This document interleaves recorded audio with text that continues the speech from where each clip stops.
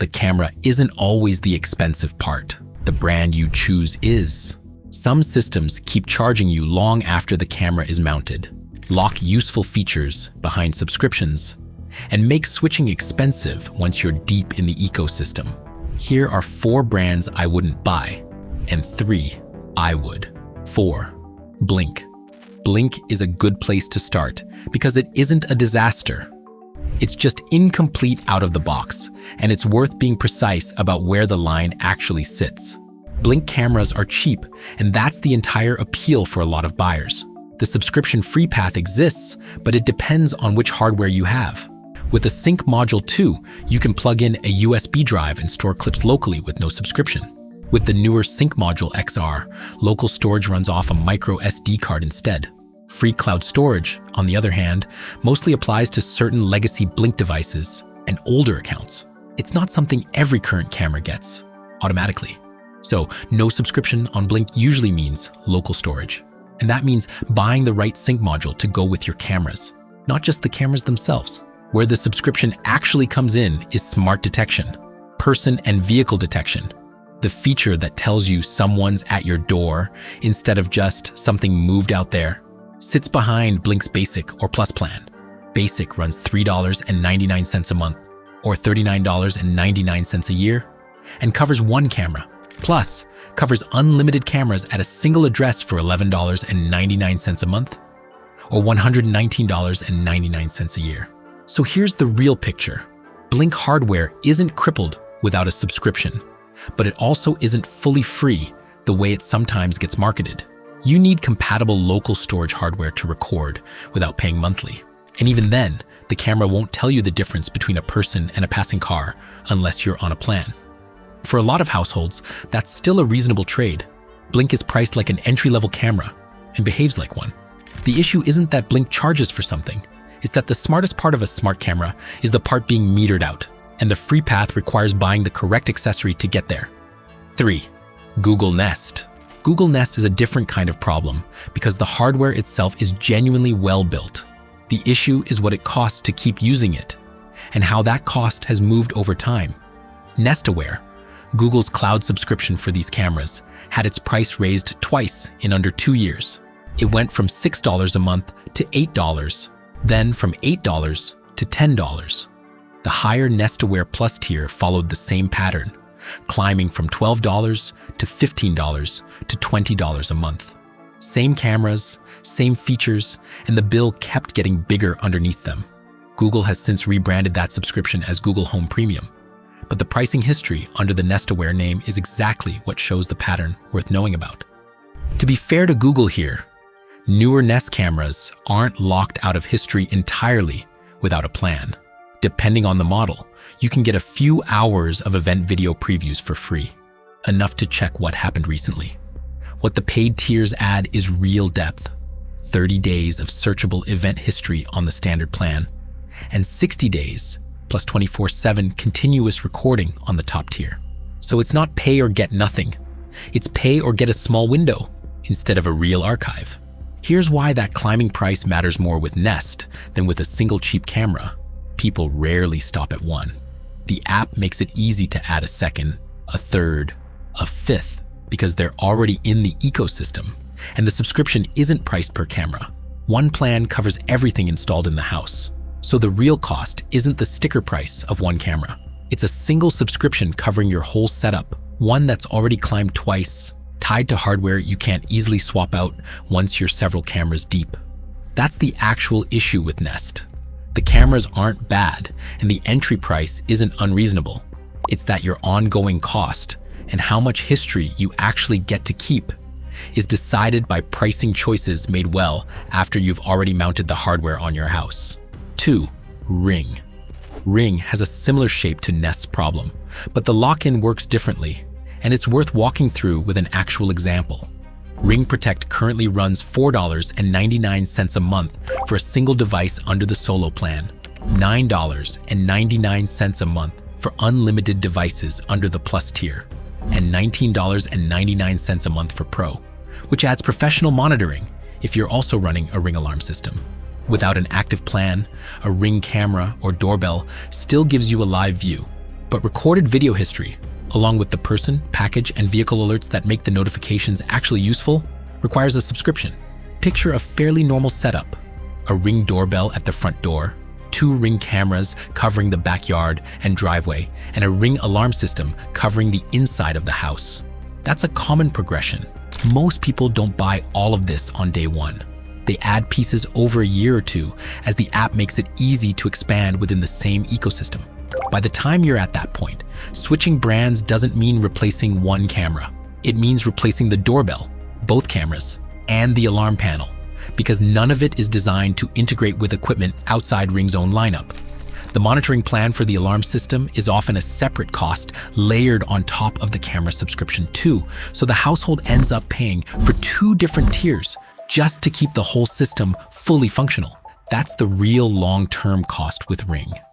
It's not just the $9.99 a month for camera history. It's that every additional Ring device you buy makes leaving a little more expensive and a lot more inconvenient, because starting over means starting over with everything at once, not swapping out a single camera on your porch. 1. Arlo. Arlo is the one that stings the most because it's marketed as the premium option. You didn't buy the cheapest camera on the shelf. You paid more, specifically because you expected better long-term support in return. On the subscription side, Arlo works a lot like Ring and Nest. Video history and activity zones require an active Arlo secure subscription or trial. Without one, Arlo's own support documentation says you're limited to live streaming and basic motion notifications. No stored clips to go back and review. What actually separates Arlo from the rest of this list is its end-of-life policy. And it's worth being precise about what that policy does and doesn't do. Arlo has publicly stated timelines for when older camera models stop receiving full support, generally starting around 4 years after a model stops being manufactured. This isn't hypothetical. It's already happened to real hardware. Arlo's Gen 3 and Arlo Pro cameras were among the first models cut off from firmware and security updates, with several other legacy models like the Arlo Q and Arlo Pro 2 following on similar timelines. Here's exactly what changes when a camera hits that point and what doesn't. You stop getting firmware updates, security patches, and new features. Some connected services tied to that model can also be discontinued. What you don't necessarily lose is the ability to use the camera at all, depending on the specific model and setup. Live viewing and basic motion alerts can keep working, and local recording may still function if you have a compatible base station. So Arlo doesn't brick these cameras on a set date, and it's not a guaranteed expiration built into every unit the day you buy it. But that distinction doesn't make the underlying issue disappear. You paid a premium price for a camera specifically because you trusted it would be well maintained for years, and Arlo's own policy confirms that maintenance has a shelf life the company sets, not one you agreed to when you bought the hardware. A camera that keeps running without security patches isn't the same product you thought you were buying. It's the same hardware, quietly aging out of the support that justified the price in the first place. That gap between what you paid for and what you're actually guaranteed to keep is exactly why Arlo takes the top spot here. Now that you know what to avoid, here are the 3 I'd actually buy. 3. Tapo. Tapo from TP-Link is the easy call if you just want cameras that work without turning into a project. Prices usually land between $20 and $40 a camera, which is inexpensive even by budget standards. Most models record locally to a micro SD card. Some support up to 512 gigabytes. So you get weeks of footage stored on the camera itself, and basic motion detection and live viewing work without any subscription at all. The limitations show up exactly where you'd expect at that price. Video quality isn't the sharpest on this list. Smart detection isn't as refined as the pricier brands, and there's no professional monitoring option if that's something you want down the line. The app is simpler too, with fewer advanced settings to dig into. And it's not really built to scale into a large, unified system the way some other options are. That makes Tapo the right pick for a specific kind of buyer. Someone who wants 1 or 2 cameras on a porch, a garage, or a rental property, doesn't need a full security system, and doesn't want to think about it again after setup. It's a bad fit if you're planning a serious multi-camera system. if you care a lot about video sharpness or advanced AI alerts, or if you might want professional monitoring later. It earns its spot at number 3 because at this price, with genuinely free local recording, it's hard to find a better simple option. But simple is the ceiling, not a bonus feature. 2. Eufy.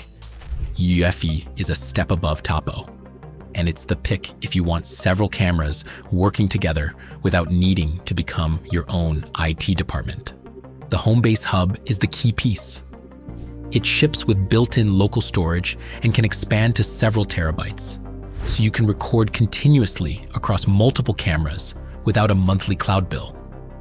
A cloud plan exists if you want offsite backup, but it's optional rather than required for core recording. A meaningful difference from how Ring and Nest are built, where losing the subscription means losing your recorded history. Setup is genuinely simple. Cameras pair to the home base. Everything lives in one app, and you can keep adding cameras to the same hub as your needs grow, without rebuilding anything or learning networking equipment. One thing worth mentioning honestly, Eufy had a well-publicized security incident in 2022, involving cloud thumbnails and video streams that weren't as encrypted as the company had claimed. It's a legitimate mark against the brand, and it's reasonable to factor in if trust matters to you. Eufy made changes in response, but you should know about it going in, rather than finding out afterward. Eufy is the right call for homeowners who want 4, 5, 6 cameras covering a whole property, want local storage without setting up a more technical recorder system, and want an app experience closer to Ring's simplicity than a professional installer's software.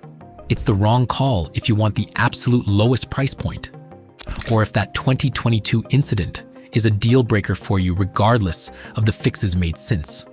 It sits at number 2 instead of number 1 because while the local storage setup is excellent, it's still a closed wireless ecosystem tied to one company's hub and app. You're trusting Eufy's hardware and software roadmap the same way you'd trust any single vendor system. 1. Reolink. Reolink takes the top spot because it's built around a model that gives you the most control over your own footage without depending on ongoing decisions from the manufacturer.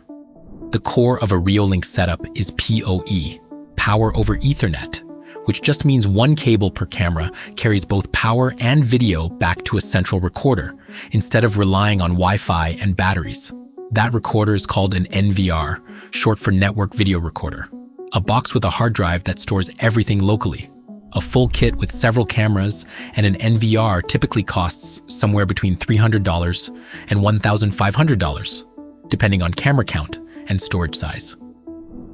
On supported Reolink NVR and PoE systems, core local recording doesn't require a monthly subscription once the hardware is installed. That's the main thing separating it from every brand on the avoid list. That upfront cost is higher than a single Ring or Blink camera, and that's worth considering.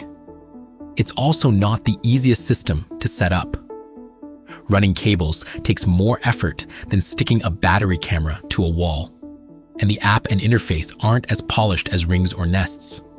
Reolink also doesn't have the brand recognition or the smart home integrations that come standard with Nest or Ring. It earns the top spot for a specific kind of buyer.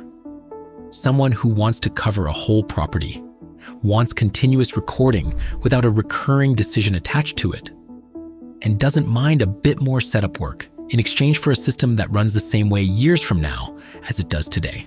It's a poor fit if you just want one camera and the simplest possible experience. Tapo or Eufy will serve you better there. But for building a system once and not worrying about it, this is the strongest option on the list. That's the full picture. 4 brands where the cost or support can change after you buy in, and 3 that give you much more control over what you paid for. Tapo is the simple budget pick. Eufy is the easier multi-camera ecosystem. And if you want the strongest long-term ownership setup, Reolink is the one I'd build around.